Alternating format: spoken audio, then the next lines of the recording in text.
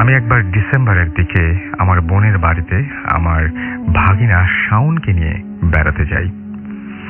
আমার আপার বাড়ি ছিল নেত্রকোনায়। আমি আর আমার ভাগিনা শাওন খুব সকালে রওনা দেই এবং আমরা ঠিক সকাল 11টায় তাদের বাড়িতে পৌঁছাই। আমার বোন নতুন বাড়ি তুলেছে। বাড়িটা 3 তলা এবং নিচে মার্কেট। আমার বোনের 2 ছেলে ছিল, তারা আবার হচ্ছে যমজ। তাদের নাম ইমন এবং ইভন। আমরা যেদিন যাই তারা তার পরের দিন সেই বাড়িটায় ওঠে। আমরা যেদিন যাই তারা তার পরের দিন সেই বাড়িটায় ওঠে। আসলে নতুন বাড়ি সবার কাছে ব্যাপারটা খুব আনন্দের ছিল। আমরা প্রথম দিন অনেক টায়ার্ড ছিলাম, তাই খুব তাড়াতাড়ি শুয়ে পড়ি। হঠাৎ রাত 2টা বা 3টার সময় আমার ঘুম ভেঙে যায়। আমার মনে হলো আমার রুমের টয়লেটে কেউ আছে। আমি আমার বিছানার দিকে তাকিয়ে দেখি আমার 3 ভাগিনা ইমন, ইভন, শাওন আমার সাথে ঘুমিয়ে আছে এবং আমি ভাবলাম যে ওরা কেউ মনে হয় কল ছেড়ে ঘুমিয়ে পড়েছে। আমি টয়লেটে গিয়ে দেখি পুরো টয়লেট নষ্ট করা এবং আমার খুব মেজাজ খারাপ হয়ে যায়।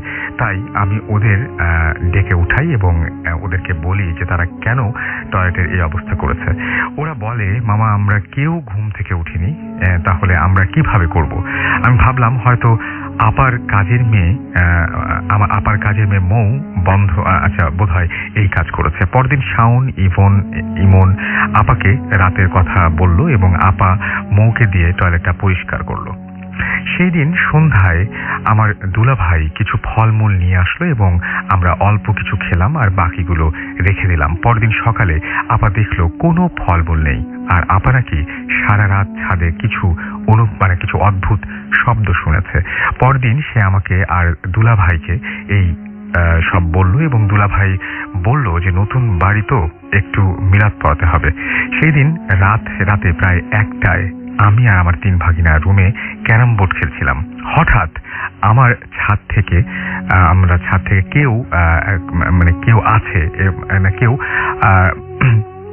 ছাদ থেকে কেউকে আছাড় দেওয়ার, কাউকে আছাড় দেওয়ার শব্দ পাই এবং ছাদে গিয়ে আমরা তাড়াতাড়ি ছাদে যাই এবং দেখি যে আপার বাড়ির পানির ট্যাঙ্কের সম্পূর্ণ পুরোটা ভাঙা এবং পুরো ছাদ পানিতে ভেজা।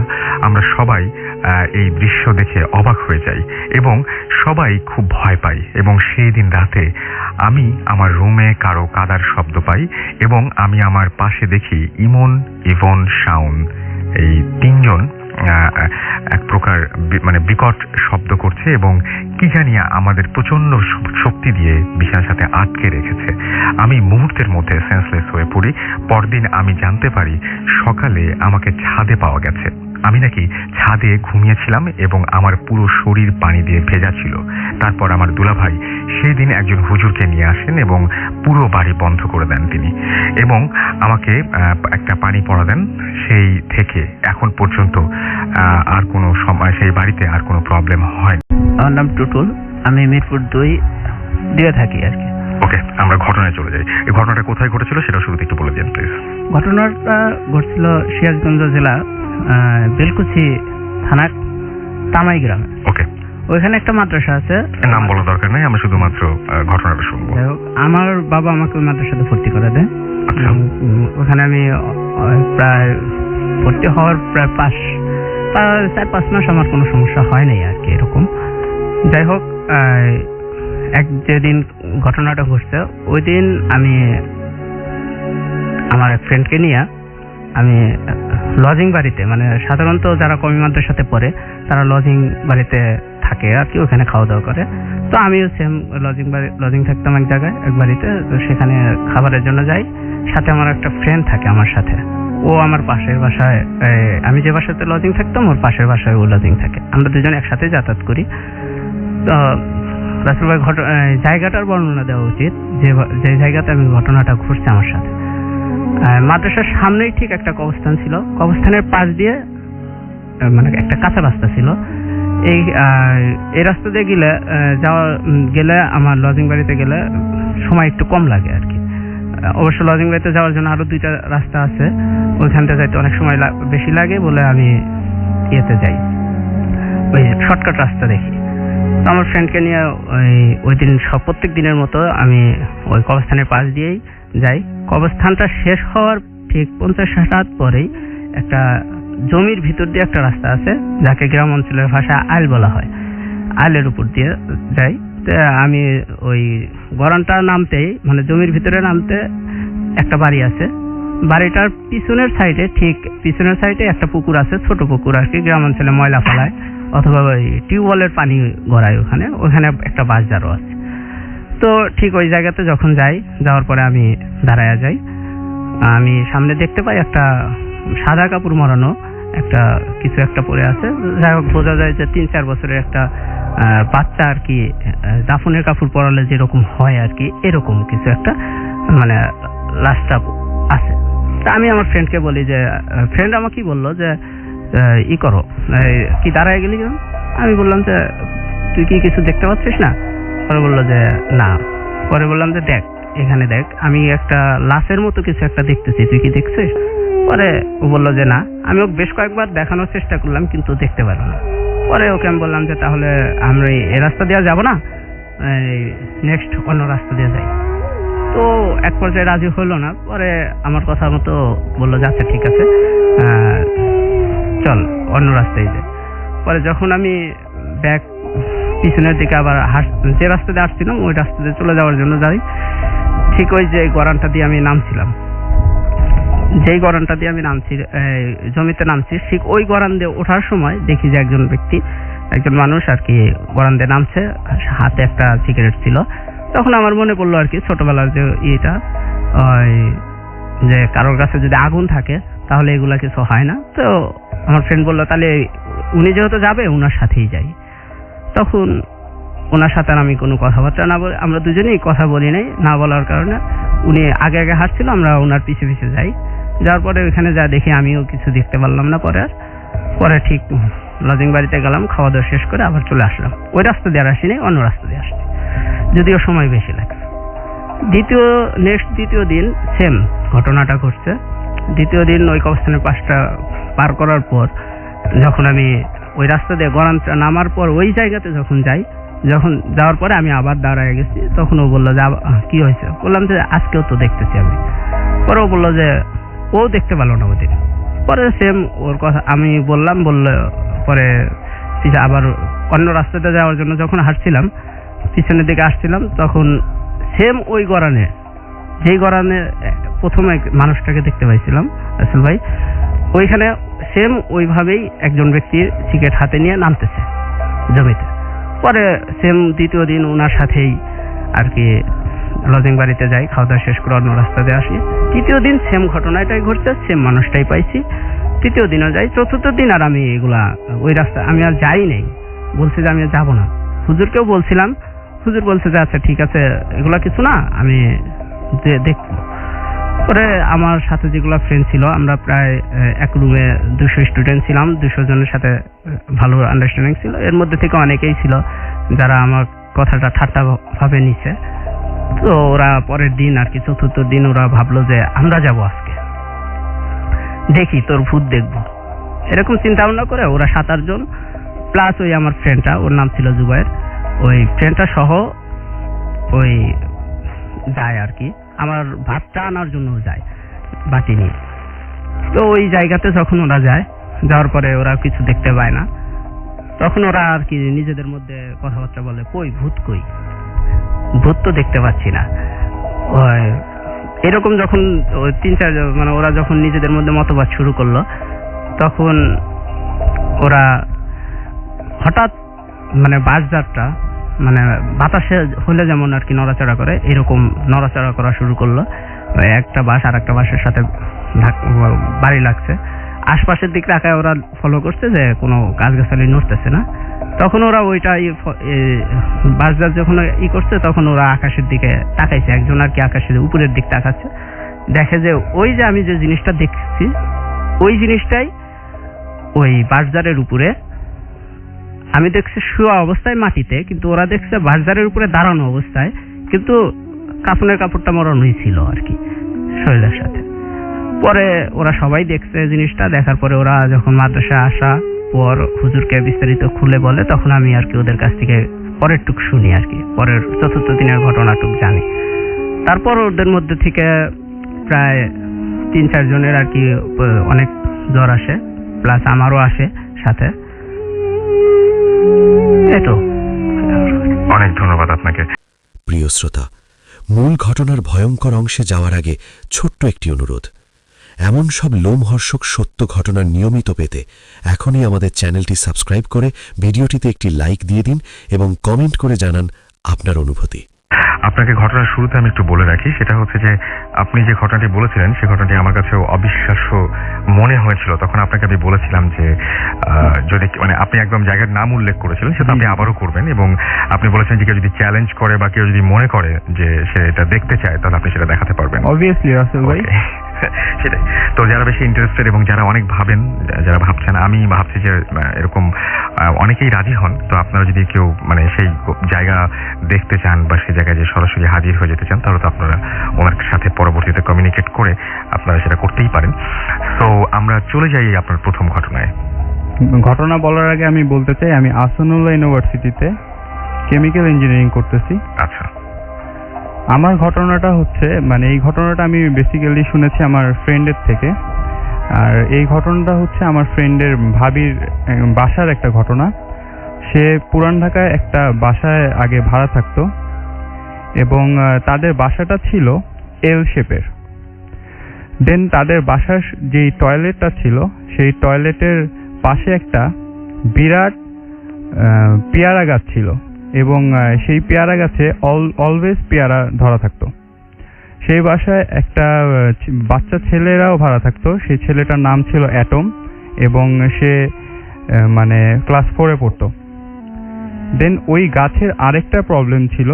সেই প্রবলেমটা হচ্ছে রাত 1:30 বা 2টা এই টাইপের সময়ে ওই গাছটা কোনো বাতাস ছাড়াই মানে ঝাঁকি খেত এবং অনেক নাড়ানো শব্দ পাওয়া যেত। দেন একদিন মানে একটা ছেলে ওই বাসায় ভাড়া থাকে, ওই ছেলেটার নাম হচ্ছে সাগর। সে তার স্টাডি করছিল রাত্রেবেলা। দেন সে গাছটা ঝাঁকানোর শব্দ পায়। দেন সে তার গেট খুলে বের হয় এবং গিয়ে দেখতে পায় যে গাছটা অনেক জোরে জোরে কে জানি নাড়াচ্ছে। দেন সে তার সামনে যায়, সামনে গিয়ে দেখতে পায় যে একটা মেয়ে সাদা শাড়ি পরা, তার এক সাইড পুরোপুরি ঝলসানো ছিল এবং সে গাছটাকে নাড়াচ্ছে। এই জিনিসটা দেখার পর সে খুব জলদি বাসার মধ্যে ব্যাক করে তার রুমে এবং অনেক ভয় পেয়ে যায়। দেন এই ঘটনা শেষ। তার কিছুদিন পরে যে ছেলেটার নাম বললাম আমি অ্যাটম, সেই ছেলেটা প্রায় সময় মানে 12টা 12:30টার দিকে দুপুর সেই গাছে উঠে বসে থাকতো এবং পেয়ারা খেত। দেন একদিন সে সেম ভাবে গাছে ওঠে এবং পেয়ারা খাচ্ছিল। দেন হঠাৎ করে সে গাছ থেকে পড়ে যায়। তারপরে তার ফ্যামিলির লোকজন দৌড়ে যায় এবং ওই যে ছেলেটার নাম বললাম সাগর, যে ফার্স্টে জিনিসটাকে দেখেছিল, সেও যায়। সে গিয়ে যখন ফার্স্টে গাছের দিকে তাকায়, সে দেখে সেই জিনিসটা গাছের উপরেই বসে আছে এবং মানে নিচে দেখছে। পরে সে সাথে সাথে ফ্যামিলির লোকজনদেরকে বলে যে বাচ্চাটাকে নিয়ে তোমরা হসপিটালে চলে যাও। তারপর হসপিটালে যায়। দেন রাত্রেবেলা সেই ছেলেটা আর তার মা ওই হসপিটালে স্টে করেছিল। দেন তার মা যেটা দেখতে পায় যে রাত গভীর রাতই ছিল, সে দেখে তার ছেলের বেডের মাথার কাছে একটা সেম জিনিসটাই, ওই মেয়েটা এক সাইড ঝলসানো, পুড়ে গেলে যেমন মানুষের শরীর ঝলসে দেয় না, সেম একই টাইপের ঝলসানো ওই মহিলাটা সেই তার বাচ্চাটাকে টেনে নিয়ে যেতে চেষ্টা করছে। দেন এটা দেখার পরে তার মা খুব ভয় পেয়ে যায় এবং খুব জোরে চিৎকার করে। তারপর হসপিটালে যারা স্টাফ ছিল, নার্স ছিল, তারা সবাই চলে আসে। দেন আর দেখে যে বাচ্চাটার মাথাটা মানে ওই বেড যেই বেড ছিল, যে বেডে শোয়া ছিল, সেই বেডের খুব কাছে চলে গেছে, মানে তাকে কেউ সামনের দিকে উপরের দিকে টেনেছে, এই টাইপের কিছু। দেন সকালবেলা তারা সেদিন রাতে সবাই আবার চলে গিয়ে ঘুমিয়ে যায়। দেন সকালবেলা সেই ছেলেটা আর বেঁচে নেই, সেই ছেলেটা মারা যায়। দেন তাকে ওইখানের একটা মানে কবরস্থানের নামটা আমি বলতে চাচ্ছি না, সেই কবরস্থানে তাকে দাফন করা হয়। দাফন শেষে আমার যে ফ্রেন্ডের ভাবি তার চাচা জানাজা পড়ে এবং দাফন করে সেম ভাবে মানে গোসল করতে যায়। গোসল করতে যখন যায় ওয়াশরুমটার যে ওয়ালটা ছিল ওয়ালটা বেশি উঁচু ছিল না, সে ওয়ালের উপরে দেখে সেম ওই মহিলাটাই বসে আছে, কিন্তু তার চেহারাটা ওই অ্যাটম যে বাচ্চাটার কথা আমি বললাম সেই বাচ্চাটার চেহারা এবং তার মুখের মধ্যে ফোসকা পড়া। এটা দেখার পরে সে খুব বেশি ভয় পেয়ে যায় এবং সাথে সাথে সেন্সলেস হয়ে যায়। তার কিছুদিন পরে তার শরীর থেকেও সেম ভাবে ওই ফোসকা উঠে যায় এবং দেন সে তারপরে হুজুর তাকে ডেকে নিয়ে আসা হয়। হুজুর তাকে মানে তাবিজ দেয় একটা, যে তাবিজের সাহায্যে সে এখনো পর্যন্ত বেঁচে আছে এবং এখন সুস্থই আছে। তো রাসেল ভাই, ঘটনাটি আমার নিজের সাথে ঘটা। রাসেল ভাই, ঘটনার দিন আমি আমার নানুর বাড়িতে ছিলাম, মানে নানুর বাড়িতে যাই দুপুর 2টার দিকে। যখন আর কি আমার নানা কাজ থাকে এগুলো শেষ করতে করতে আপনার মাগরিবের আজান দিয়ে দেয়। যখন টাঙ্গাইলের উদ্দেশ্যে রওনা দিব, তো তখন রাসেল ভাই মানে মাগরিবের আজান দিয়েছে তার আপনার 10 থেকে 15 মিনিট পরে আমি রওনা দিই, তো সিএনজি করে। তো মানে আমার নানুর বাড়িটা হচ্ছে এলাঙ্গা টাঙ্গাইল থেকে প্রায় আপনার 10 কিলোমিটার দূরত্ব। তো সিএনজিতে 10-15 মিনিট লাগে। তো রাসেল ভাই, আমি টাঙ্গাইল নতুন বাস স্ট্যান্ডে আসি এবং রাসেল ভাই এই জায়গায় আপনাকে একটু ইনফর্ম করা দরকার। সেটা হচ্ছে যে আমার বাসায় 2টা ওয়েতে যাওয়া যায়। এখন আপনার টাঙ্গাইল মেন টাউন হয়ে স্টেডিয়ামের ওই দিক দিয়ে যাওয়া যায়, আর আরেকটা হচ্ছে শর্টকাট টাঙ্গাইল ডিস্ট্রিক্ট হয়ে যাওয়া যায়। তো রাসেল ভাই, আমি খুব টায়ার্ড ছিলাম, তো যার কারণে ওই দিন ওই আপনার ডিস্ট্রিক্ট হয়ে আমি আমার বাসায় যাব বলে চিন্তা করি এবং একটা রিক্সা নিয়ে ডিস্ট্রিক্ট গেট হয়ে আপনার অ্যাকর্ডের উত্তর পূর্ব প্রান্তে একটা ব্রিজ আছে, তো সে জায়গায় রিক্সা নিয়ে যাই এবং রিক্সা থেকে নামি। এই জায়গায় রাসেল ভাই অ্যাকর্ড সম্পর্কে আপনাকে একটু বলা দরকার। সেটা হচ্ছে এই অ্যাকর্ডটা বেশ পুরনো, বেশ কিছু পুরনো বিল্ডিং আছে এবং রাসেল ভাই অ্যাকর্ডের রাস্তাগুলো ভাঙা, ল্যাম্প পোস্ট, রাস্তার দুই পাশে যে ল্যাম্প পোস্ট সেগুলো আসলে আপনার বেশ পুরনো, মরিচা ধরে গেছে। তো এই কারণে রাসেল ভাই এগুলোতে আপনার ইলেকট্রিসিটি মানে যে বিদ্যুৎ সংযোগটা থাকার কথা এগুলো নেই। রাস্তাগুলো আপনার পুরো অন্ধকার থাকে সন্ধ্যার টাইমে বা রাত্রে। তো রাসেল ভাই, আরেকটু আপনাকে এই জায়গায় বলা দরকার, সেটা হচ্ছে যে অ্যাকোয়ারের ঠিক দক্ষিণ পশ্চিম প্রান্তে আমার বাসাটা। অ্যাকোয়ার ব্রিজের ডান দিকে যে রাস্তাটা চলে গেছে সেটা আপনার মির্জা মাঠ বরাবর, আর আপনার বাম দিকে যে রাস্তাটা সেটা আপনার আমার বাসা বরাবর চলে গেছে, মানে দক্ষিণ পশ্চিমে। তো রাসেল ভাই, এই জায়গায় আরেকটা কথা না বললেই নয়, সেটা হচ্ছে আপনার যে আমার বাসার দিকে যে রাস্তাটা চলে গেছে ওই ব্রিজের বাম দিকে, ওই রাস্তা ধরে ব্রিজ থেকে একটু এগুলেই হাতের ডান পাশে একটা আপনার পুরনো বিল্ডিং পড়ে, আর সাথে একটা আম গাছ আছে বেশ পুরনো। তো রাসেল ভাই, যেহেতু অন্ধকার ছিল, ল্যাম্পপোস্টগুলোতে ইলেকট্রিসিটি ছিল না, তো আমি রাসেল ভাই আমার ফোনে টর্চ ইউজ করি, আমার কাছে ফোন ছিল। তো আমি যখন রাসেল ভাই ওই পুরনো বিল্ডিং এর আম গাছটার কাছাকাছি চলে আসি, মানে 2 থেকে 3 হাত দূরত্বে, তখন রাসেল ভাই আমি টর্চের আলোতে একটা বৃদ্ধা মহিলা দেখতেছি। তো বৃদ্ধার মহিলাটা আসলে রাসেল ভাই এটা তার একটু বর্ণনা দেওয়া দরকার। উনি ছিলেন রাসেল ভাই, মানে তার চুলগুলো ছিল একেবারে পাকা, পরনে সাদা একটা নর্মাল কাপড় পরা, আর গায়ের চামড়াগুলো কুচকানো ছিল।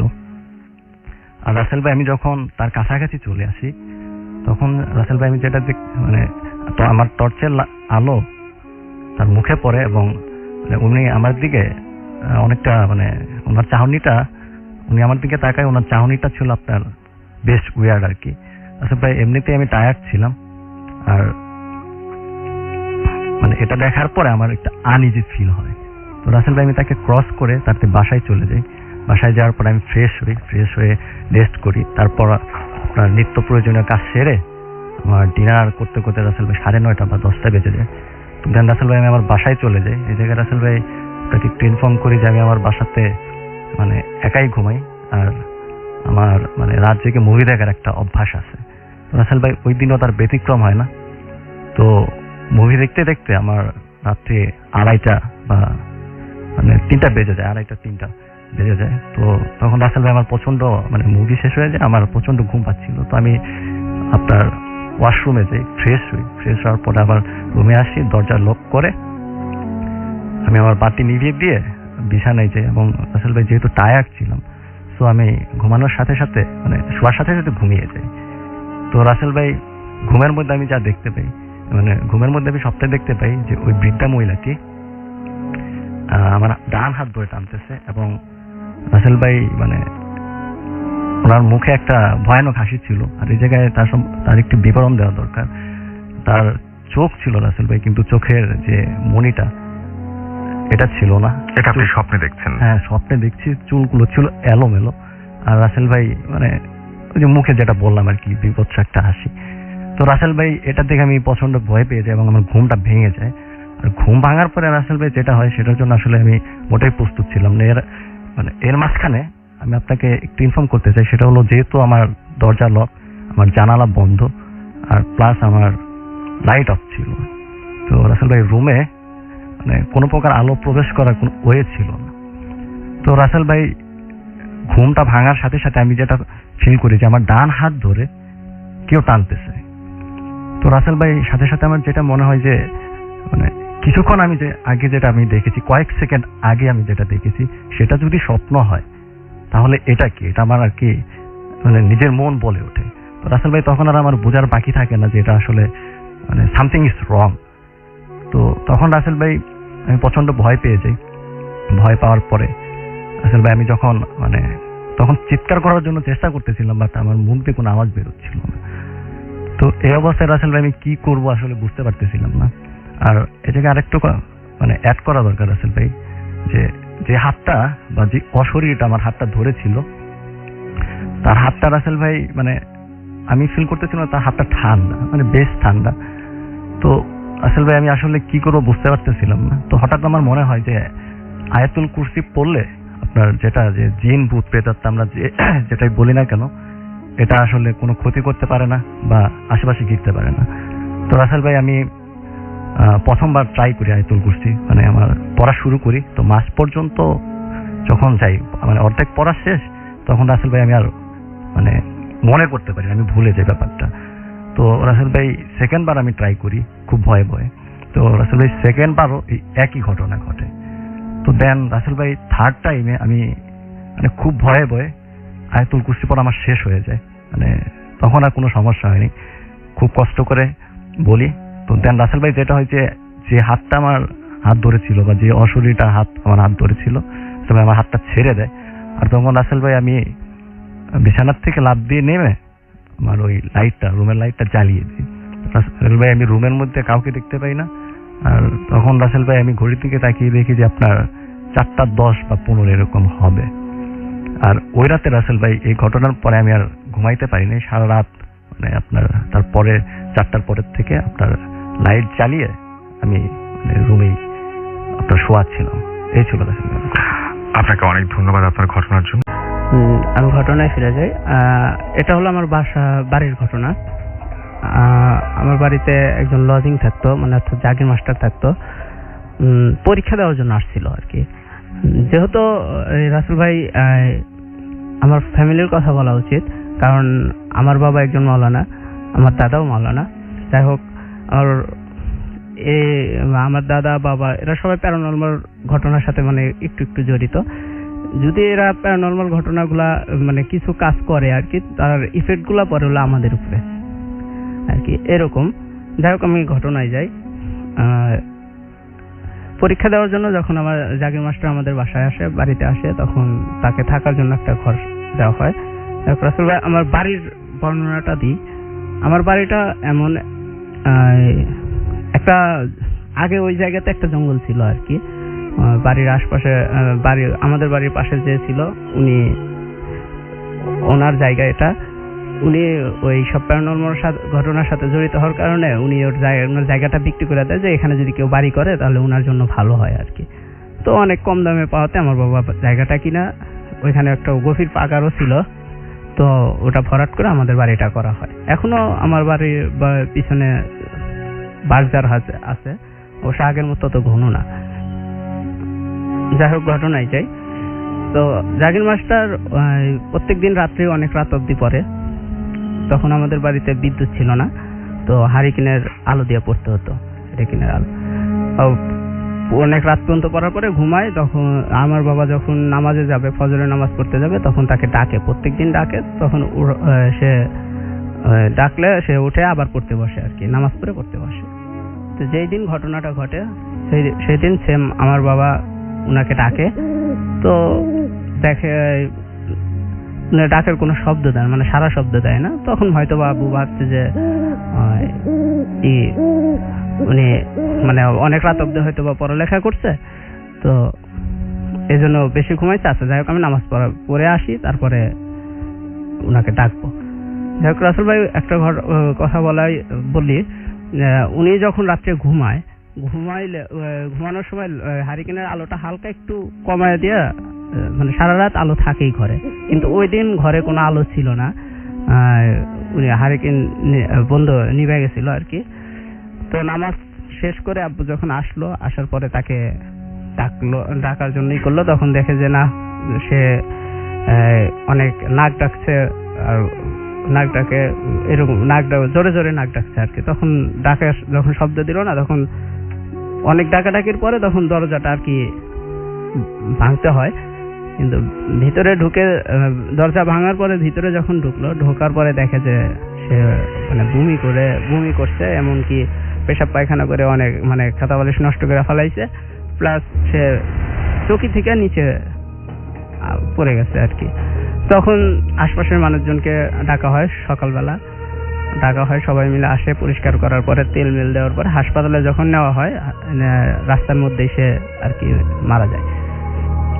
তারপর আমার বাড়ির বাসার ওনার কাছ থেকে যেটা শোনা, যে উনি প্রত্যেক দিনই অনেক রাত্রে উঠতো, ওঠার পরে তাহাজ্জুদ নামাজ পড়ার জন্য সে ওযু করার জন্য যখন ওই আমার পাশের বাসার সে ওইখানে আসার পর পাশের বাসার ওইখানে ওযু করে আর কি, ওদের টিউবওয়েলে। যখন টিউবওয়েলে সে প্রথম চাপটা দেয়, তখন ওই টিউবওয়েলটা ছিল আবার আমার ওই জাগে যে রুমেটা থাকতো ওই রুমের পাশাপাশি আর কি টিউবওয়েলটা ছিল। যখন টিউবওয়েলে প্রথম চাপটা দিল, তখন উনি একটা জিনিস উপলব্ধি মানে দেখলো যে আমাদের ওই জাগে যে ঘরটাতে থাকতো, ওই ঘরটা নড়াচড়া করতেছে, এমনকি একটা শব্দ আসতেছে ঘরের ভিতরে, একটা নড়াচড়া একটা শব্দ। এরপর ওই ঘরের মধ্যে থেকে একটা আলো বের হয়ে আমাদের যে বাড়ির পিছনের যে বাজারটা ছিল, বাজারের মধ্যে গিয়ে ওই আলোটা নিভে যায়। তখন সে ভাবে যে এরকম তো হয়ই, অনেক কিছুই তো আলো টালো দেখা যায়। এটা ভেবে উনি আর পরে কিছু বলে নাই, কিন্তু সকালবেলা যেটা আমরা দেখলাম সেটার জন্য আর কি এটা বলতে হলো। রাসেল ভাই, ঘটনাটা আমার নানুর কাছ থেকে শোনা। ঘটনাটা মেবি আপনার 1965 বা 70-এর দিকে হবে, নানু আমাকে যেটা বলে। তো রাসেল ভাই, আমি প্রথমে নানুর বাড়ির বিবরণটা দিতে চাই। সেটা হচ্ছে যে আমার মানে নানুর বাড়িটা ছিল মানে তখনকার সময়ে নানুর বাড়িটা সামনে একটা পুকুর ছিল, তো পুকুরের অপোজিট সাইডে ওই নানুর মামার বাড়ি ছিল।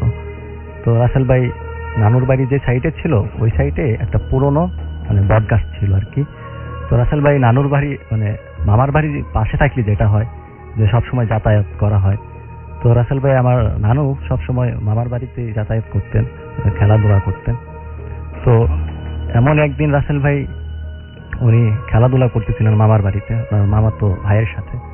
তো এমন সময় আপনার মানে সন্ধ্যা হয়ে যায় আর কি, খেলতে খেলতে। রাসেল ভাই, আমার নানু তখন তার নিজের বাড়িতে যাবে, তো এই কারণে খেলা বাদ দিয়ে আপনার তার মামার কাছে যায় আর কি, যে মামাকে বলতে যে মামা আমি নিজের বাড়ি যাচ্ছি আর কি, বাড়ি চলে যাচ্ছি। তো রাসেল ভাই, এটাকে একটু বলা দরকার, যেহেতু ওই পুকুর পাড় দিয়ে তার দিনে অনেকবার যাতায়াত করতে হয়, সে কারণে রাসেল ভাই উনি একাই হাঁটা শুরু করে।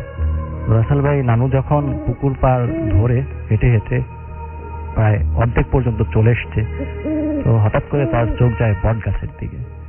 এবং রাসেল ভাই, নানু আমাকে যেটা বলে যে নানু দেখতে পায় যে মানুষ আকৃতির কেউ একজন শূন্যে ভর করে নিচে নেমে আসে এবং আমার নানুকে তার নাম ধরে ডাকতে থাকে। রাসেল ভাই, নানু আমাকে যেটা বলে যে ওই অশরীরটা বা ওই জিনিসটার আপনার ভয়েসটা ছিল খুব উইয়ার্ড।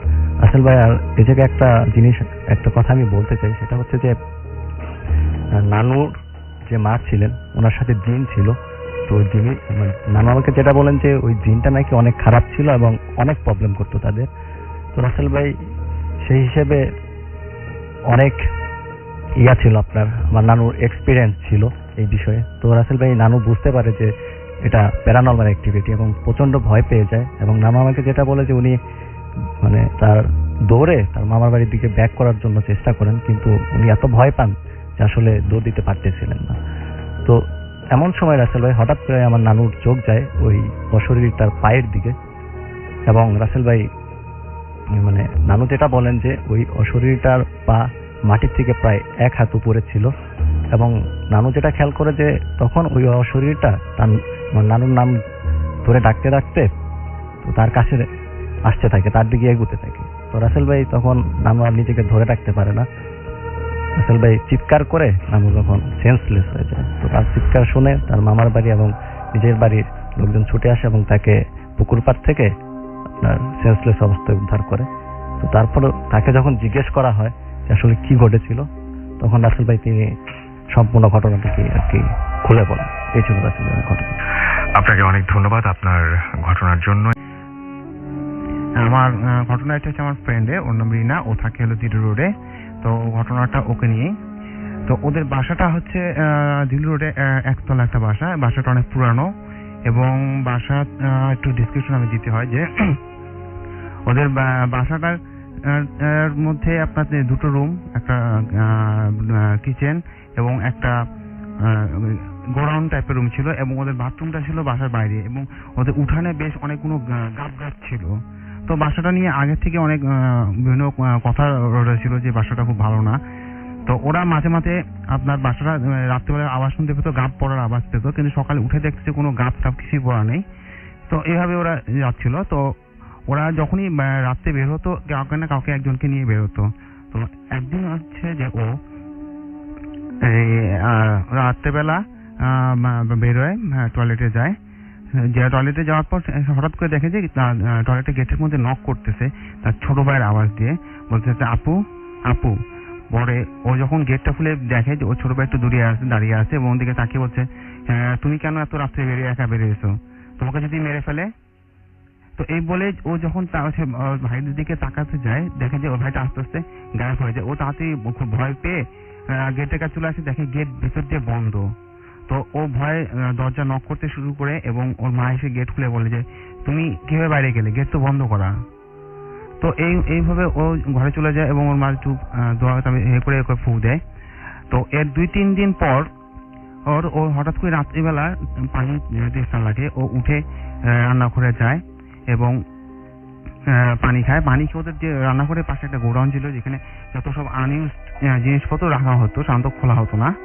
তো ও রান্নাঘর থেকে বেরিয়ে হঠাৎ করে তাকিয়ে দেখে যে ওই গোডাউনের গেটের সামনে ওর মা দাঁড়িয়ে আছে।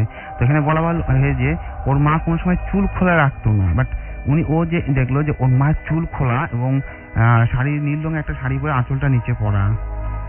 তো ও তাকিয়ে আছে এবং ওর মা বলছে কি ব্যাপার, তুমি একা বের হচ্ছে কেন? এই বলে ওর মা বডিটা ঠিক আছে বাট মাথাটা ঘুরতে শুরু করলো। এই দেখে ও যখনই সরতে যাবে ওকে প্রচন্ড ধাক্কা দেয়, ও পড়ে যায় এবং হাতে ব্যথা পায়। তারপর ওকে ওর সেন্স হারিয়ে ফেলে। তখন সকালবেলা যখন ওর সেন্সটা আসে তখন ওর মা জিজ্ঞেস করে যে কি অবস্থা, কি ঘটনা। ও খুলে বলে, ওর মা বলে না আমি তো ছিলাম না। তো ওর বাবা আবার একটু ঝাড়ফুঁক করতো। বাবা বললো যে এই বাসাটা প্রবলেম আছে, তোমাদেরকে 3টে তাবিজ, ওদের 3জনকে মা ভাই এবং 3টে তাবিজ দেয়, বলে যে সবসময় তোমরা এটা পড়ে থাকবে। তো এরকম ওরা ভালোই যাচ্ছিল। তো হঠাৎ একদিন অনেকদিন পর তো ও গোসল করে তাবিজটা খুলে রেখেছিল এবং ওই ভুলে গেছিল পড়তে। বাট হঠাৎ করে ছাদে উঠে একটা হাঁটাচলা করতেছে, এমন টাইম হঠাৎ মনে হলো যে ওর পিছে কেউ একজন। ও যখনই ঘুরতে গেল দেখলো একটা মানে এর মতো ওকে ধাক্কা দিয়ে ও ডিগবাজিকে পড়ে যায় এবং ব্যথা পায়। সাথে ওই ইন দ্যাট টাইম ওর ছোট ভাই উপরে আসে, এসে ওকে ধরে। ঠিক আছে, দেখে যে হাত পা ছিঁড়ে গেছে। ওকে বাসা নিয়ে যায় এবং বাবা বলে যে তোমরা কেন তাবিজটা করেছো, এবং ওরা এখন পর্যন্ত ওই তাবিজটা পরে থাকে, ওই বাসাতেই আছে। এই হচ্ছে আমার ঘটনা। আপনাকে অনেক ধন্যবাদ আপনার ঘটনার জন্য। তো আমার ঘটনাটা ছিল ঢাকা মেডিকেলে। ঢাকা মেডিকেলে আমি অ্যাম্বুলেন্সের ব্যবসা করি, এটা সবাইকে বলেছি। তো একদিন রাত্র 10টা থেকে 11টার দিকে আমি আসতেছি ঢাকা মেডিকেলের ওই লাশকাটা ঘরের পিছন সাইড দিয়ে বের হচ্ছি। তো ওই দিন অনেক মানে গরমের দিন, কিছু বৃষ্টি হয়েছে। বৃষ্টি হওয়ার পরে মানে আকাশটা অন্ধকার আচ্ছন্ন ছিল। তো পাশ দিয়ে যাচ্ছি, দেখি একটা ছোট্ট বাচ্চা, মানে দূর থেকে দেখছি একটা ছোট্ট বাচ্চা, ও ওই একটা ড্রেনের থেকে হাত দিয়ে কি যেন উঠাচ্ছে আর খাচ্ছে। তো ওটা দেখে আমি একটু কৌতূহলবশত আগাই, যে কে বাচ্চাটা এইভাবে এত রাত্রে কি উঠায় আর খায়। আগায়া যখন সামনের দিকে যাচ্ছি তখন দেখি যে লাশকাটা ঘরের কোনা দিয়ে যে ড্রেনটা, যে ওটা মানে তাদের যন্ত্রপাতি ধুইয়া যে পানিটা ফালায়, পানিটা ওই নিচ দিয়ে আসে, অনেক গন্ধ। ওইখান থেকে ওই ছেলেটা কিছু মানে মাংস, নাড়ি পুরি এই ধরনের কিছু জিনিস উঠাচ্ছে আর খাচ্ছে। আমি দেখে খুব মানে ভয় পেয়ে যাই যে এই ছেলেটা এই এত রাত্রে এই জায়গার এই সব উড়াইতেছে খাইতেছে। আমি গিয়ে একটা দাবজি দিই, এই বাচ্চা তুমি এখানে কি করো, এগুলো কি খাইতেছো? ও আমার দিক তাকিয়ে মানে খুব ভয়ঙ্কর ভাবে একটা হাসি দেয়। আমি আবার ওকে দাবজি দিই, চাপ ছেলে ওঠো, যাও এখান দিয়ে যাও, বাসা কই তোমার। ও কোনো কথা বলে না, আবার উঠায়, আবার খায়, আবার হাসি দেয়। একটা পর্যায়ে যখন আমি ওর কাছে গিয়ে মানে ওকে মারবো এরকম একটা হাত উঠাইলাম, ও ভয়ঙ্কর ভাবে উঠা মানে আমার 2 পার সামনে এসে মানে আমাকে কামড় দিবে এরকম মানে চেহারা করে। আর ওর দাঁতগুলা এবং চেহারাটা দেখে কালো কুটকুট, মানে দেখে আমি ঠিক করে দিয়ে বাইরে মানে দৌড় দিয়ে রাস্তায় চলে যাই। যাওয়ার সাথে সাথে ওই জায়গা একটি দোকানের পাশে গিয়ে আমি দাঁড়াই। এই ছিল আমার মানে ঘটনাটা। ওকে, মানে সেদিন আপনি প্রচন্ড তার মানে ভয় পেয়েছিলেন। আমি আপনাদের এখন যে ঘটনাটি বলবো সেটা হলো মির্জাপুরের তরফপুর গ্রামের। তো ঘটনাটি আমার ফ্রেন্ডের দাদার সাথে ঘটেছিল। আমার ফ্রেন্ডের দাদা ছিল অনেক বয়স্ক একজন লোক। তিনি একদিন রাতে মধ্যরাতে তার ঘুম ভাঙে এবং তিনি টয়লেটে যাওয়ার প্রয়োজন মনে করে। তখন তিনি বের হয়ে আপনারা জানেন গ্রাম অঞ্চলের বাড়ির সামনে বসার জন্য জায়গা থাকে। তো তিনি ওইখানে এসে বসেন। বসার পর তিনি দেখেন যে উঠানের মাঝে একজন মহিলা, প্রায় 7 থেকে 8 ফিট একটা মহিলা কালো কাপড় পরে দাঁড়িয়ে আছে। তো উনি কৌতূহলের শুরুতে জিজ্ঞেস করেন, কারণ উনি এখানে সবাইকে চিনেন আর এত রাতে কোনো মহিলার বাসার বাইরে থাকার কথা না। তো তুমি জিজ্ঞেস করলেন আশেপাশের মানুষের নাম দিয়ে জিজ্ঞেস করেন, তুমি অমুক বা তমুক। তো তখন তিনি কোনো উত্তর দেয় না। এই কথা বলতে বলতে তিনি চারদিকে এগিয়ে আসেন। তখন তিনি চিৎকার দেয় এবং তার ছেলে ঘর থেকে বের হয়ে টর্চ মেরে দেখে যে কিছু নাই। তখন তিনি টয়লেটে যান। টয়লেট থেকে ফেরার পথে আবার দেখে যে সেই ঘরের কোনায় সেই মহিলাটি দাঁড়ায় আছে। তো তিনি কিছু না বলে ঘরের মধ্যে চলে যান। তো রাসেল ভাই তখন থেকে ঘটনাটা শুরু। তখন তারপর থেকে ওই রাতের বেলা বড় বড় ইটের চাকা, মাটির চাকা এগুলা তার ঘরের চালের উপর মারতে থাকতো এটা। তারপরে এক সময় দেখা গেল যে তার উপদ্রব বেড়ে গেল এবং বড় বড় গাছগুলাতে অনেক তুফানের সৃষ্টি করতো এবং ঘরের চালের মধ্যে অনেক জোরে বাইর দিয়ে থাকতো। তো এক সময় রাসেল ভাই তিনি কৌতূহলবশত বের হয়ে দেখতে চান যে কি হচ্ছে। তো দেখেন যে একটা আলোর গোলা গাছ, যেই গাছটার উপর যাচ্ছে ওই গাছটাই অনেক ভাবে কাঁপতেছে এবং এতভাবে কাঁপতেছে যে ডালপালাগুলো ভাঙছে এবং চালের উপর পড়ছে। তো তখন রাসেল ভাই তিনি ভয়ে ঘরের ভিতর চলে যায়। তিনি তখন কিছু বলেন না। তারপর কিছুদিন পর আপনারা জানেন হয়তো যে গ্রাম অঞ্চলে এক ডিস্ট্রিক্ট থেকে অন্য ডিস্ট্রিক্টে দিনমজুর যারা তারা কাজ করতে যায়। তো ওনাদের অনেক শস্য ক্ষেত ছিল। তো সেখানে কাজ করার জন্য কিছু লোক এনেছিল। তো ওনাদের জন্য থাকার একটা ঘর দিয়েছিল। তো সেই ঘরে এই জিনিসটা ডিস্টার্ব করা শুরু করলো। প্রথমে তার দরজায় নক করতো, দরজা খুলে দেখতো যে কিছু নাই। তো তারপর আবার আপনারা জানেন টিনের ঘরের উপর যে ফাঁকা থাকে ওই ফাঁকা দিয়ে তারা সেটা উকি দিত। তো তারা অনেক ভয় পেত, যারা দিনমজুর ছিল। তো একদিন রাতে দেখে যে দিনমজুররা যে ঘরের চালের নিচে যে একটা থাকে কাঠ থাকে, সেই কাঠের উপর সেই মহিলাটা বসে আছে। তো ওইটা দেখার পর তারা অনেক ভয় পায় এবং তাদের সবারই অনেক জ্বর আসে। তো যখন তাদের জ্বর আসে তারা অনেক ভয় পায়। তারপর আস্তে আস্তে যখন তাদের জ্বর ভালো হয়ে যায় তখন তারা ওই গ্রাম ছেড়ে পালিয়ে যায় ভয় কিছু না বলে। তখন তার দাদা ভাবলো যে জিনিসটা অনেক দূর এগিয়ে গেছে, তো এখন কিছু করা দরকার। তো তার দাদা একটা কবিরাজকে ডাকেন এবং কবিরাজকে বলেন সব ঘটনা খুলে। তখন কবিরাজ বলে যে আপনাদের বাসার পাশে একটা বাঁশঝাড় ছিল। তো তখন তিনি বললেন যে হ্যাঁ বাচ্চাটা ছিল, তো এইটা আপনারা কেটে ফেলেছেন। তখন তিনি বললেন হ্যাঁ আমরা তো এটা কিছুদিন আগে কাজ করার জন্য কেটে ফেলছি। তো বলতেছে যে ওই বাচ্চাটার মধ্যে ওই পেতনিটার বাসা ছিল, যেটা আপনারা কেটে ফেলেছেন, যার কারণে এখন ওই পেতনিটা আপনাদের কাছে বিভিন্ন ধরনের ভয় দেখাচ্ছে। তো বলতেছে যে ওর দাদা বলতেছে যে এখন কি কিছু করার মতো নাই।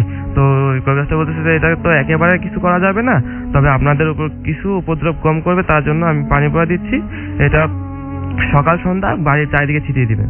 তো বাড়ির চারিদিকে ছিটিয়ে দেওয়ার পর রাসেল ভাই এখন তাদের আস্তে আস্তে তাদের উপদ্রব কমে। প্রথমে ইটের চাকা মারতো, যে ওই ইটের চাকাটা আর মারতো না তখন, তারপর আস্তে আস্তে উপদ্রব কমে, কিন্তু বাসার আশেপাশে যে গাছগুলোতে তুফানের সৃষ্টি করতো ওইটা এখনো করে যাচ্ছে।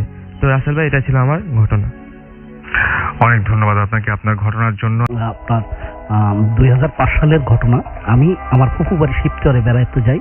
বেড়াতে যাওয়ার পর ওই জায়গায় প্রতিটা হাই স্কুলে ইন্টার স্কুল খেলা হয়। তো ওই খেলায় আমি এক গ্রাম থেকে আরেক গ্রামে খেলতে যাই। তখন ওইখানে মানে খেলার মধ্যে গ্যাঞ্জাম হয়। গ্যাঞ্জাম হওয়ার পর আমি ওইখানে কাউকে চিনি না, দৌড়ে গিয়ে একটা বাড়ির ভিতরে পলাই। তো পলানোর পরে আপনার ওই মানে খাটের নিচে গিয়ে আমি পলাই থাকি। পরে অনেক রাত্র হয়ে যায়, তারপর আমি ওইখান থেকে বের হয়ে চলে আসি। আসার পরেই পথে ঘটে আমার কিছু ঘটনা। কতদূর আগানোর পরই আপনার একটা খাল বাজে, ওই খালের ওইখান দিয়ে একটা সাঁকো পার হই। সাঁকো পার হওয়ার পরই একটা বড় বিড়াল সামনে কালো দাঁড়িয়ে আছে। তা আমি বারবার ওটা কেরম ধাওয়া দিই, ও সরে না। পরবর্তীতে মানে একটু সামনে আগায়া যখন জোরে ধাওয়া দিয়ে চলে যায়, আমি ওই সাঁকোটা পার হয়ে ওপার যাওয়ার পরই সামনে দেখি আবার সেম মানে একটি বিড়াল। ওই বিড়ালটিকে মানে আবার আমি যখন আগাই, মানে সামনের দিকে আগাইয়া আবার যখন ওই পাও দিয়ে জোরে জোরে বাড়ি মারি, ও সরে যাওয়ার পরে আমি কিছু দূর হাঁটতে একটি জঙ্গলের ভিতর দিয়ে যখন মানে যাচ্ছি, রাস্তার পরে একটা মাঠ বাজে। মাঠের চারিদিকে বন, বড় বড় ঘাস। ওর ভিতরে দেখি একটা মহিলা, অনেক বয়স্ক মহিলা, সে আস্তে আস্তে আমার সামনে হেঁটে যাচ্ছে। তো আমি পিছ থেকে মহিলাকে বলতেছি কি যে চাচি আমি সরকারের স্কুলে যাব, কোন রাস্তায় যাব, আমাকে একটু দেখান, আমি চিনি না। তো উনি 2-3বার জিজ্ঞাসার পর কোনো কথা বলে না। তৃতীয়বার যখন আমি একটু জোরে হেঁটে ওনার কাছে যাই, তখন উনি বলে 3 নদীর মোহনায়, খুব ভয়ঙ্কর ভাবে বলে 3 নদীর মোহনায় আয়। আমি আগাই, মানে ওনার কথা শুনে আমি আস্তে আস্তে ওনার পিছনে হাঁটতে দেখি ওই মহিলা কতদূর গিয়ে মানে নদীর 3টা মুখ ওই দিকে নামে, আমাকে ডাকে, এই আয়। আমি ওদিক না গিয়ে এদিকে মানে সামনের রাস্তা দিয়ে আবার উল্টা দিকে মানে ওই সাইডে হাঁটতে থাকি। হাইটা কিছু দূর আসার পরে দেখি শুধু চারিদিকে মানে নদীর চর আর এদিক মানে কোনো বাড়ি ঘর কিছু নাই। কিছু দূর হাঁটতে যেতে থাকি। সামনে গিয়ে দেখি আবার একটা মহিলা, সে নাচতেছে। ওইটা দেখে আমি আরো ভয় পেয়ে যখন একটু সামনে যাই, সামনে গিয়ে আমি তখন দোয়া পড়তে থাকি, সূরা পড়তে থাকি। পড়ার পরে মানে কতদূর আগানোর পরে দেখি একটা মানে বাড়ি, ওই বাড়ির ওইখানে গিয়ে মানে দৌড় দিয়ে একটা ঘরের সামনে গিয়ে আমি পড়ে যাই। এই ছিল ঘটনা। আপনাকে অনেক ধন্যবাদ আপনার ঘটনার জন্য। আমার নাম আরমান, আমার বাড়ি রাজশাহীতে। ঘটনাটি আমার বাবার সাথে ঘটে। ঘটনাটি আমার বাবার নিজের মুখেই শোনা। আমি তখন অনেক ছোট যখন এই ভয়ানক ঘটনাটি ঘটে। আমার বাবা অনেক ধার্মিক মানুষ ছিলেন ছোটবেলা থেকেই। প্রতিদিনই 5 ওয়াক্ত নামাজের পাশাপাশি তাহাজ্জুদের নামাজ পড়তেন ও সুন্দর আতরের গন্ধে এবং রাত জেগে তেলাওয়াত করতেন। একদিন বাবা গভীর রাতে কোরআন তেলাওয়াত করছেন। হঠাৎ তিনি অনুভব করেন পুরো রুমটা সুন্দর আতরের গন্ধে ভরে গেছে। আতরের গন্ধটা অনেক তীব্র হচ্ছে, ধীরে ধীরে, খুব ধীরে। হঠাৎ করে বিদ্যুৎ চলে যায়। বাবা মোম জ্বালিয়ে তেলাওয়াতে মগ্ন ছিলেন। তিনি তখন দরজা খুলে যাওয়ার শব্দ পান। তিনি পেছনে তাকিয়ে দেখতে পান সাদা কাপড় পরে একটি মেয়ে আসছে এবং বাবার ভাষ্যমতে মেয়েটি অনেক সুন্দর। মেয়েটি ধীর পায়ে এসে বাবার জায়নামাজের পাশে বসে এবং বাবাকে ফিসফিস করে বলে, আপনার কণ্ঠস্বর অনেক সুন্দর। মেয়েটিকে দেখে বাবা অত্যন্ত ভয় পান এবং দৌড়ে পাশের রুমে এসে আমার দাদির কাছে এসে অজ্ঞান হয়ে যান। সেদিন রাতে ভয়ের চোটে বাবা আর নামাজ পড়েন না, দাদির পাশে ঘুমিয়ে রাত পার করেন। এরপর থেকে বাবা যেদিনই কোরআন তেলাওয়াত করতেন, ঠিক সেদিনই সেই মেয়েটি আসত। ফলে বাবা অনেক ভয় পেতেন, যার ফলে দাদি বাবাকে এক হুজুরের কাছে নিয়ে যান। হুজুরের জিন ছিল। হুজুর জিনের মাধ্যমে জানতে পারেন যে মেয়েটি আসত সে পুরী সম্প্রদায়ের ছিল। সে বাবাকে পছন্দ করত। বাবার কোরআন তেলাওয়াত অনেক পছন্দ করত সে, কিন্তু সে বাবার কোনো ক্ষতি করত না। হুজুর দাদিকে বলল বাবাকে বিয়ে করিয়ে দিতে। যেই ভাবা সেই কাজ। বাবাকে বিয়ে দিয়ে দেওয়া হলো। বিয়ের কাহিনীটা একটু ভিন্ন ছিল। আমাদের ঘরে একটা বড় কাঁঠাল আকৃতির মাটির ব্যাংক ছিল। প্রায়ই হতো কি ব্যাংকে পয়সা ফেলার শব্দ হতো, ঝনঝন শব্দ। এতে বাবা একটু চিন্তিত হলেন। এমনকি বিছানার নিচে থেকেও কুটকুট শব্দ হতো, যার ফলে বাবা বিছানা থেকে নেমে বিছানার নিচে কি আছে দেখার জন্য চেক করলেন। তিনি বিছানার নিচে উকি দিয়ে দেখতে পেলেন একটা মেয়ে বসে আছে। সে একদৃষ্টিতে বাবার দিকে তাকিয়ে আছে এবং তার হাতে রয়েছে একটি সাপ। সেটি দেখা মাত্রই মহিলাটি বাবার গলা চেপে ধরেন এবং বাবা গোঙাচ্ছিলেন। এমন সময় আম্মুর ঘুম ভেঙে যায়। আম্মু বাবাকে ধাক্কা দিতেই সেটা গায়েব হয়ে যায়। পরের দিন উঠে নানিকে ব্যাপারটি জানানো হয়। নানি বাবাকে বলেন, তুমি মেয়েটি আসলে তাকে বলবে তোমার বউ আছে, সংসার আছে, তুমি তার সাথে যেতে চাও না, সে যেন চলে যায়। আমাদের নানির বাড়ির অনেক বড় বাগান ছিল। বাবা ওই দিন বিকেলে বাগানের দিকে যান। তখন ফলের মৌসুম ছিল। বাগানের দিকে গিয়ে ভেতরে অনেক দূর থেকে দেখতে পান সাদা কাপড় পরে একটা মেয়ে ভেসে ভেসে আসছে। বাবার কাছে এসে মেয়েটি বাবাকে বলে, আমি তোমাকে আমার দেশে নিয়ে যেতে চাই। তখন বাবা নানির শিখিয়ে দেওয়া কথাগুলো মেয়েটিকে বলে যে তার সংসার আছে, তার স্ত্রী আছে, তাকে যেন ছেড়ে দেয়। যার ফলে মেয়েটি ক্ষিপ্ত হয়ে বাবাকে সজোরে আঘাত করে। সেখানে বাবা জ্ঞান হারিয়ে ফেলে। বাবাকে খুঁজে না পাওয়ায় মামারা বাবাকে খুঁজতে গিয়ে বাবাকে বাগানে মাটিতে পড়ে থাকতে দেখে এবং ধরে নিয়ে আসে। ওই দিন বাবাকে নানিবাড়ির এলাকায় অনেক বড় এক হুজুরের কাছে নিয়ে যাওয়া হয়। হুজুর বাবাকে দেখে আসনে বসেন এবং বলেন ওই মেয়েটি বাবাকে অনেক পছন্দ করে এবং বাবাকে নিয়ে যেতে চায়। যার কারণে বাবা যখন বিয়ে করেছে সেটা জানতে পারে, তখন সে বাবাকে নানাভাবে ক্ষতি করার চেষ্টা করে থাকে। এমনকি সেদিন বিছানার নিচে সাপটি বাবার গায়ে ছুঁড়ে মেরেছিল, বাবাকে মেরে ফেলার জন্যই সেটা করেছিল। হুজুর বলল একটি তাবিজ এবং গোসল দিলে এটি থেকে রেহাই পাওয়া যাবে। যেন 7 ঘাটের পানি, গোলাপ জল, হুজুরের পানি পড়ে সবকিছু ঠিক করা হলো এবং প্রাণীর চামড়া দিয়ে তাবিজটি লিখে সেই তাবিজ ব্যবহার করতে দিলে। পরবর্তীতে বাবা সেই জিনিসগুলো ব্যবহার করে এবং আস্তে আস্তে ঠিক হয়ে যায়। এরপরে একদিন বাবাকে স্বপ্নে দেখানো হয় সেই ব্যাংকটি ভাঙার জন্য। পরের দিন বাবা, আমি তখন যথেষ্ট বড় হয়েছিলাম এবং আম্মু সবার সামনে ব্যাংকটি ভাঙতে থাকেন। সেটা যখন ভাঙা হয় তখন অনেক পুরনো সময়ের কয়েন পাওয়া যায়। এমনকি অনেক জিনিস পাওয়া যায় যে আগে যেগুলো আমরা দেখিনি। পরে বাবা জিনিসগুলো কোনো হুজুরকে দেখান না, সেগুলো নিজের কাছে রেখে দেন। রাত প্রায় 3টে থেকে 4টে নাগাদ। চোখে ঘুম আসছে না, তাই বাহিরে বেরোলাম। বাহিরে তখন শনশন বাতাসের আওয়াজ। মনে ভয়, কি জানি হয়। এদিক ওদিক তাকালাম, কিন্তু আশেপাশে কেউ নেই। আচমকা কাছের গাছের ডাল মরমর করে উঠেও শনশন বাতাসে কান্নার আওয়াজ। স্পষ্ট অনুভব করলাম কে যেন ছায়ার মতো পিছু পিছু হাঁটছে আর ভয়ঙ্কর স্বরে বলছে, তারা আসছে, আমাকে খাবার দে, আমি খুব ক্ষুধার্ত, আমি বহুদিন যাবৎ কিছু খাইনি। কানে ভেসে আসলো করুণ স্বরে বাচ্চার কান্নার আওয়াজ। সামনে এগোলাম আর বললাম, কে ওখানে, কে? আর এত রাতে কান্নার আওয়াজ আসছে কেন? নিশুতি রাত, চারদিক নিস্তব্ধ, কেবল বাতাসের শব্দ আর সেই করুণ কান্না। আমি সাহস করে আরও 1 কদম এগিয়ে গেলাম। হঠাৎ একটা ঠান্ডা বাতাস আমার গায়ের ভেতর দিয়ে যেন চলে গেল। গায়ের লোম দাঁড়িয়ে গেল, কণ্ঠ শুকিয়ে এলো। মনে হচ্ছিল অদৃশ্য কেউ আমার শ্বাস আটকে ধরছে। আবার সেই ভয়ঙ্কর কণ্ঠ ভেসে এলো, আমার ক্ষুধা মেটাও, না হলে তুই হবে আমার শিকার। একটা গাছের নিচে ছোট্ট একটা ছায়ামূর্তি বসে আছে, দেখতে যেন একটা বাচ্চা, কিন্তু তার চোখ জ্বলছে লাল আগুনের মতো, মুখে এক রাশ হাহাকার। আমি থমকে গেলাম। হঠাৎ সে ছায়া মাটির ভেতর থেকে উঠে এলো, যেন কোনো কুয়োর গহ্বর থেকে উঠছে ধোঁয়ার মতো। ধীরে ধীরে তার মুখ বদলে যেতে লাগল। বাচ্চার মুখ থেকে সেটা এক ভয়ঙ্কর বিকৃত নারীর মুখ হয়ে উঠল।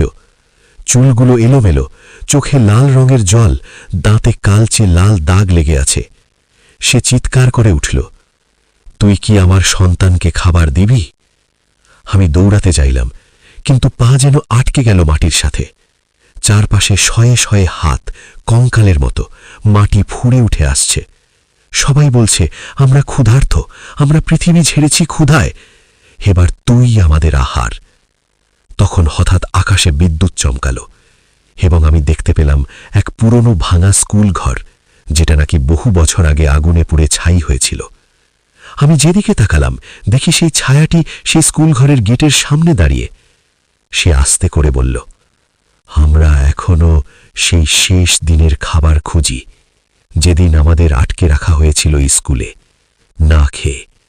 আগুনের গ্রাসে আমাদের জীবন শেষ হয়ে গিয়েছিল, কেউ আমাদের খাবার দেয়নি।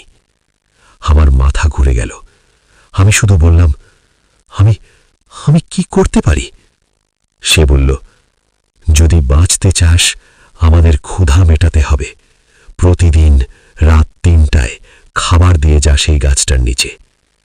আমি দৌড়ে বাড়ি ফিরলাম, দরজা বন্ধ করলাম, আর ঘুমাতে পারলাম না। পরদিন রাত ৩টে বাজতেই সেই গাছের নিচে ভয়ে ভয়ে রেখে এলাম কিছু খাবার। পরের দিন আর কোনো কান্না শুনিনি, কিন্তু ৭ দিন পর আমি দেখলাম খাবার কেউ স্পর্শ করেনি, কেউ খায়নি। আর তখন ঘরের দরজা ধীরে ধীরে খুলে গেল নিজে নিজেই। সেই ভয়ঙ্কর কণ্ঠ আবার বলল, তুই ভুলে গেছিস, আমরা নশ্বর মানুষের খাবার খাই না, চিরকাল ক্ষুধার্তই থাকি। আকাশ ছিল এক অত্যন্ত অভাবী যুবক, যে জীবিকার জন্য মায়াপুর গ্রামের বিভিন্ন জায়গায় হাড় ভাঙা খাটুনি খাটত। তার মা ছিলেন ভীষণ অসুস্থ এবং শয্যাশায়ী। অভাবের তাড়নায় তাদের সংসার চালানো দিন দিন অসম্ভব হয়ে উঠছিল। একদিন কাজ শেষে আকাশ গ্রামের এক নির্জন বটতলায় বসে থাকা এক বৃদ্ধার পাশে গিয়ে বসল। বৃদ্ধা ছিল অদ্ভুত রকমের রহস্যময়ী।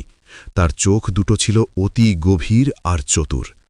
বৃদ্ধা নিচু গলায় ফিসফিস করে জিজ্ঞেস করলেন, বাছা, তুমি কি চিরকাল এই অভাবের যন্ত্রণায় ধুঁকে ধুঁকে মরতে চাও? আকাশ হতবাক হয়ে বলল, এ কথা কেন বলছেন মা? বৃদ্ধা তখন এক হাড় হিম করা গোপন রহস্য ফাঁস করলেন। ওই পাহাড়ের ওপারে এক অতি প্রাচীন গুহা আছে, যেখানে স্তূপ হয়ে আছে সোনা আর রত্নে ভরা এক বিশাল গুপ্তধন। কিন্তু সাবধান, সেই ধনের রক্ষক হল এক ছায়ামূর্তি, অশরীরী আত্মা। যদি তোমার বুকে সাহস থাকে তবে ওই বিপুল ঐশ্বর্য তোমার হতে পারে। আকাশের মনে তখন সম্পদের তীব্র লোভ জেগে উঠল। মায়ের চিকিৎসা আর অভাবের জ্বালা থেকে মুক্তি পাওয়ার এমন সুযোগ সে কোনোভাবেই হাতছাড়া করতে চাইল না। সে ওই রহস্যময়ী বৃদ্ধার কথা অনুযায়ী গভীর রাতে সেই নির্জন গুহার উদ্দেশ্যে যাত্রা করল। নিঝুম রাতের অন্ধকারে পাহাড়ের পিচ্ছিল পথ বেয়ে সে যখন গুহার সামনে এসে দাঁড়াল, তখন চারপাশ ছিল শ্মশানের মতো নিস্তব্ধ। গুহার মুখে থাকা এক বিশাল পাথর অনেক কষ্টে সরিয়ে সে ভেতরে প্রবেশ করল। গুহার ভেতরটা ছিল ধুলোয় ভরা আর স্যাঁতস্যাঁতে। দেয়ালের গায়ে খোদাই করা ছিল কিছু অবদ্ধ প্রাচীন লিপি। আকাশ গুহার আরও গভীরে যেতেই দেখল এক বিশাল অন্ধকার ঘর, যেখানে রাশি রাশি সোনা আর রূপার স্তূপ রাখা আছে। উজ্জ্বল ঐশ্বর্য দেখে আকাশের চোখ লোভে চকচক করে উঠল। হঠাৎ তার নজর পড়ল মাঝখানে রাখা একটি বিশাল সোনার থালার দিকে। সেই থালাটির উপর অদ্ভুত সব চিহ্ন আঁকা ছিল, যার মর্ম উদ্ধার করা আকাশের পক্ষে ছিল অসম্ভব। এই মহামূল্যবান থালাটি নিলেই আমার ৭ পুরুষ রাজার হালে থাকবে। এই ভেবে আকাশ পরম আবেশে থালাটি হাতে তুলে নিল ঠিক তখনই পুরো গুহার ভেতর এক বিভীষিকাময় গর্জন প্রতিধ্বনিত হয়ে উঠল। গুহার চারপাশের বাতাস মুহূর্তেই ভারী হয়ে এলো, যেন অন্ধকার থেকে কোনো এক অশুভ শক্তি তার দিকে তীব্র গতিতে ধেয়ে আসছে। এক গম্ভীর কণ্ঠ চিৎকার করে উঠল, কার এত বড় সাহস যে আমার সংরক্ষিত ধনে হাত দেয়? আকাশ প্রচণ্ড আতঙ্কে থালাটি জাপটে ধরে পেছনে হটতে লাগল, কিন্তু তার চারপাশ যেন কুচকুচে কালো ছায়ায় ছেয়ে গেল। এক আকস্মিক ঝটকায় গুহার মেঝে থরথর করে কাঁপতে লাগল, আর সেই গাঢ় অন্ধকার থেকে এক বিশাল ছায়ামূর্তি ধীরে ধীরে স্পষ্ট হয়ে উঠল। তার চোখ দুটো ছিল রক্তবর্ণ এবং মুখে ছিল এক পৈশাচিক হাসি। সেই মূর্তিটি বলল, তুই কি জানিস এই ধনসম্পদ কিসের? আকাশ আতঙ্কে কোনো কথা বলতে পারল না, তার পুরো শরীর থরথর করে কাঁপতে লাগল। মূর্তিটি আবার বলে উঠল, এই ধন অতি ভয়ঙ্কর অভিশাপে ভরা। যারা এর মোহে এখানে এসেছে তারা কেউই আর দিনের আলো দেখতে পায়নি। আকাশ বুঝতে পারল সে নিজের অজান্তেই কত বড় ভুল করে ফেলেছে। সে থালাটি ছুঁড়ে ফেলে দিয়ে প্রাণের ভয়ে পালাতে চাইল, কিন্তু দেখল তার পা দুটো যেন মাটির সাথে চিরতরে গেঁথে গেছে। তার দেহের চারপাশে ধোঁয়ার মতো কালো কুণ্ডলি পাক খেতে লাগল, আর সে অনুভব করল তার রক্ত মাংসের শরীর ধীরে ধীরে পাথর হয়ে যাচ্ছে। আকাশের বুক ফাটানো আর্তনাদ গুহার দেওয়ালে ধাক্কা খেয়ে ফিরে এলো, কিন্তু বাইরের পৃথিবীর কেউ তা শুনতে পেল না। ধীরে ধীরে আকাশ এক নিশ্চল পাথরের মূর্তিতে পরিণত হল এবং সেই অভিশপ্ত ধনের স্তূপের মাঝে চিরদিনের জন্য বিলীন হয়ে গেল। মায়াপুর গ্রামের লোকেরা পরদিন থেকে আকাশকে অনেক খুঁজেছিল, কিন্তু কেউ তার চিহ্ন পর্যন্ত পেল না। তারা এখন আর ওই পাহাড়ের দিকে যাওয়ার সাহস পায় না, কারণ লোকমুখে প্রচলিত আছে যে ওই গুহায় যে প্রবেশ করে সে আর কোনোদিন ফিরে আসে না। এরপর থেকে যখন রাত গভীর হয় এবং চারপাশ নিস্তব্ধ হয়ে যায়, তখন পাহাড়ের ওই গুহার ভেতর থেকে এক করুণ আর যন্ত্রণাদায়ক কণ্ঠস্বর ভেসে আসে, আমাকে মুক্ত করো, আমি আমার মায়ের কাছে ফিরে যেতে চাই। গ্রামের বৃদ্ধরা আজও বলেন, সম্পদের তীব্র লোভ মানুষকে এক অন্ধকার বিনাশের পথে নিয়ে যায়, যেখান থেকে ফেরার কোনো পথ থাকে না। কিন্তু এই রহস্যময় পৃথিবীর লোভী মানুষগুলো বারবার সেই ভুলই করে চলেছে, আর এভাবেই তারা একে একে হারিয়ে যাচ্ছে সেই অন্ধকার গুহার অতল গহ্বরে।